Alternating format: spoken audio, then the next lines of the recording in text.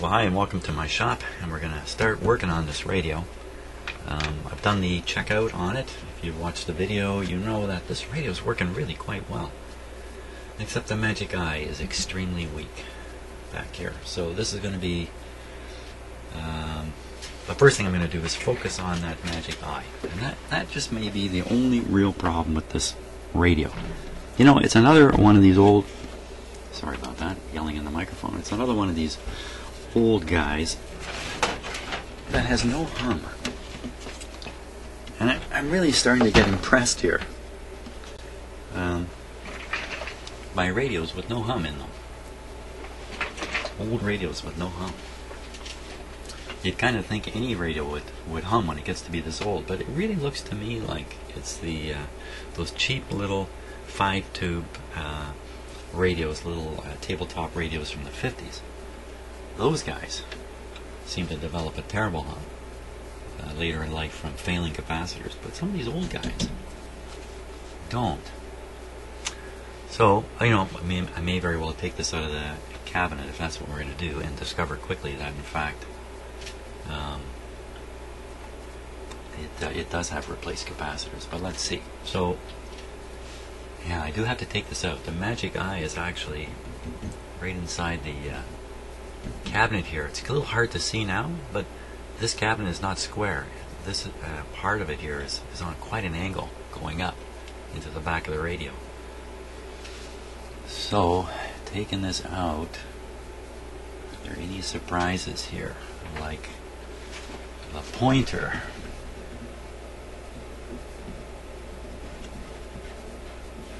No, looks like the pointer will come out and everything will come out. Speakers won't come out. I think that's okay. So we'll get this guy out of the cabinet. Wait a second. Before I take him out of the cabinet, let's see if we can get at it from underneath. I haven't even looked underneath this thing.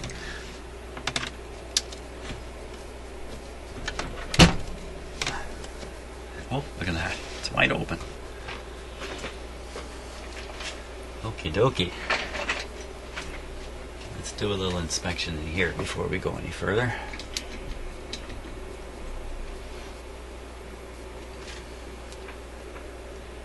So just a quick look.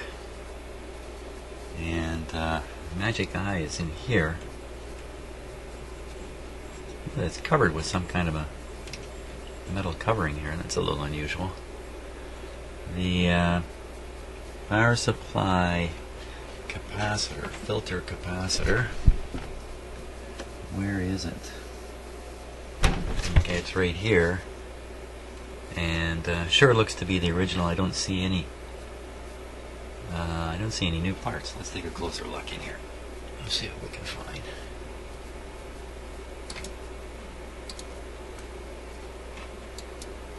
There we are. Okay, it's got a monstrous volume control here. Look at that thing.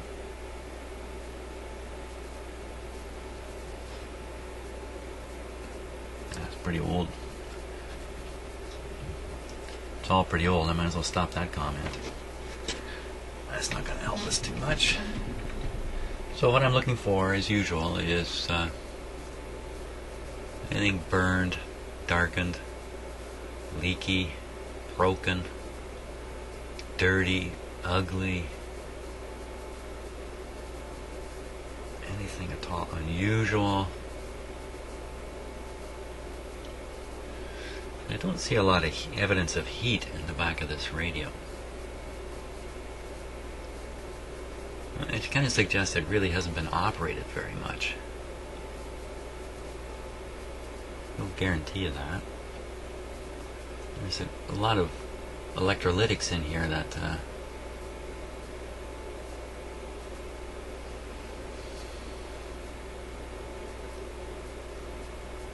oh, what's going on with that? I don't know, what do you make of that? Black stuff on the resistor there.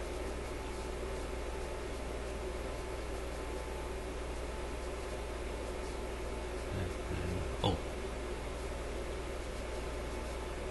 No, it's okay. A little bit of Sometimes when you're looking through a camera, and I'm looking at the screen just like you, because the 3D is gone, you can see things that aren't really there.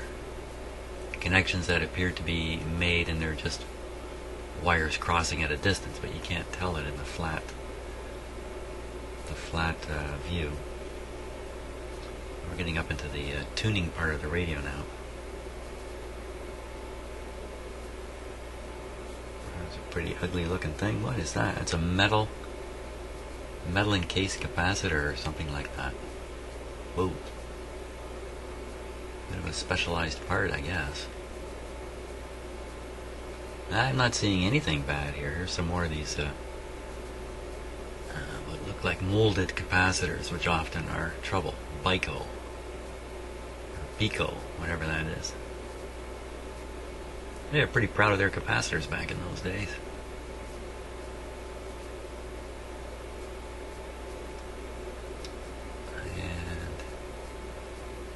Okay, so pretty thorough inspection, and absolutely nothing bad showing up. Let's go look at a couple things in particular now. The output tubes, I believe it's these two guys here, and why there's two of them I don't know yet. So there's probably bypass capacitor, maybe this guy down here.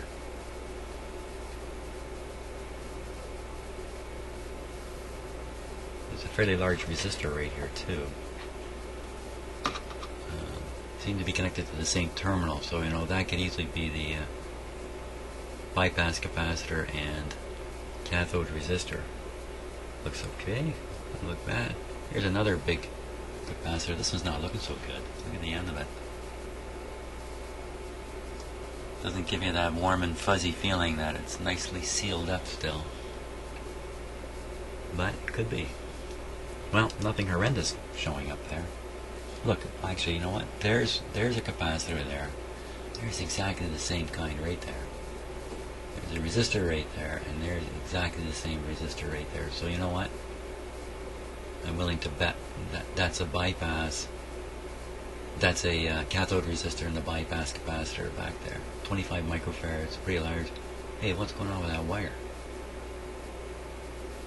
Green. It's green closest to the capacitor. You know what that says to me? From my corrosion days, something's leaked out of that capacitor and traveled down the wire a bit, and it's corrosive. And what exactly that would be, I don't know. Look at the other end's the same way. And what about the other capacitor? Is it in the same boat? A little bit. I can see a little bit of green on the end of that one. Wow, those two guys are targets, aren't they? For replacement. You know, a bad bypass resistor gives you low output and changes the tonal quality. You may lose bass in it. And you know, this thing does have a low output, so maybe those capacitors aren't capacitizing anymore. So let's look at the magic eye, because that's what we're going to work on right now. So there's a 2 meg resistor. That's pretty big. Usually there's a 1 meg resistor associated with a magic eye. Oh, there's the 1 meg there. That's probably the resistor that ties the second grid.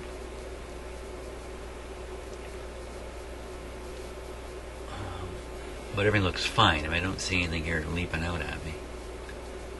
Why would this tube be low in terms of output? Oh, that looks. What is that? That's not so good. Look at the soldering job there. Wait. Oh! Look at the wires all over the place. Strands all over the place. So this is a replaced power cord. This is this cord here that somebody's put in, and that's got to be cleaned up because there's loose strands all over the place in there. Yikes! Yeah, I'll have to fix that up too. So magic eye's got to come out. It looks like I just take the screw here, loosen it up, slide the thing out, pull it out of its socket. Wow, lots of interference here. you can't pull it back. So I'm going to have to open this right up, and just it'll drop right out at that point. I'm pretty sure. I don't think there's anything holding it in on this side as such. Okay, let's do that. Let's do that. So we got a couple of capacitors we should probably change out. There's probably a few more in here, really. But I have some reasons for changing out those two capacitors. Fixing the power cord here, wow. You know, it doesn't look so bad with my eyeballs. And I think one of those wires is just a piece of cloth or something, a thread. There still are loose strands though. Let's get this guy out.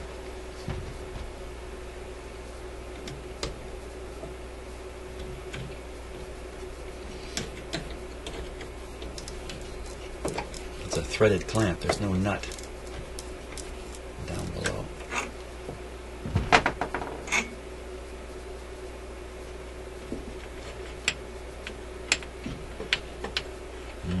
Lots of wire on this. So there we are. Whoop, sorry about that. I think I just tapped the microphone with the lamp. Okay.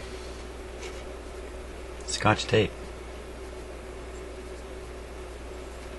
Fairly fresh Scotch tape. Scotch tape goes yellow as the years go by. Not good tape to use in electrical situations at any time.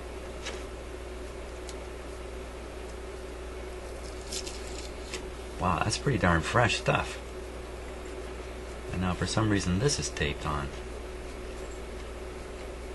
I think it's taping on this, oh, that's the tube itself. That's not a metal covering. EM34, what am I thinking? I'm thinking, I forgot the number now. The standard North American eye tube. That's not what this is. Or maybe it matches. Valvo. That's a good name for a company. Valvo EM34. Wow. I wonder if I'm going to be able to test this in my tester. Time for a little bit of research here. Well, it didn't take me long to find out that my tube tester here will test an EM34. EM34. So that's great. I'm kind of surprised. EM34. So, filament. I'm going to go through the setup here, so just bear with me. 6.3. Bias 0 to 16 H. Okay, varying the bias is going to vary the opening and closing at the top of the tube. That's how this tube gets tested that way. Settings are 07553. 07553. And then 3610. 3610. EP is D. Dual sense. I don't know what that means. A little note here. Bias must vary shadow. Dual sense. I don't know what that means. Dual sense. Dual. You got me. Okay. We definitely have it on 6.3, so I'm not afraid to plug it in here. There we go. Oh, I should turn it on. And all tubes fail when this is turned off, by the way. It's a standard feature of the tube tester.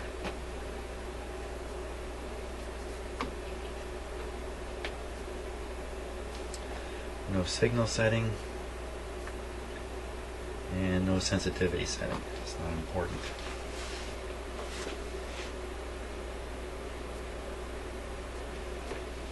Okay, the tube may not glow until I turn on the test. So first now, can you see the meter in this? Am I stepping in front of you? No.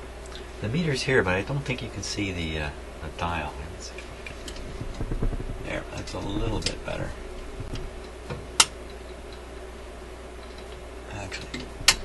Oddly enough, darker is better. Isn't that strange? Okay, I'll continue on like that because I think you can get an idea now if the pointer moves up. I think you might be able to see it. So first we test for shorts, always. No shorts indicated. Put on the test. Now, you might even be able to see the glow here. I'm not sure. We'll see. There we go. There's no glow. No glow at all. Okay, let's fool around with the bias here. Between 0 and 16. Absolutely nothing. At least in the radio there was a little bit of a glow. That leaves me wondering if I'm doing this correct.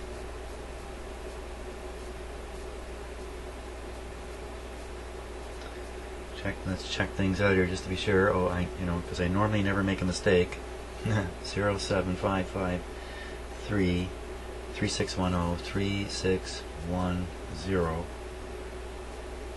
D. Boy, you don't want to get this one wrong. And we're getting the impression that this tube is just not going to work.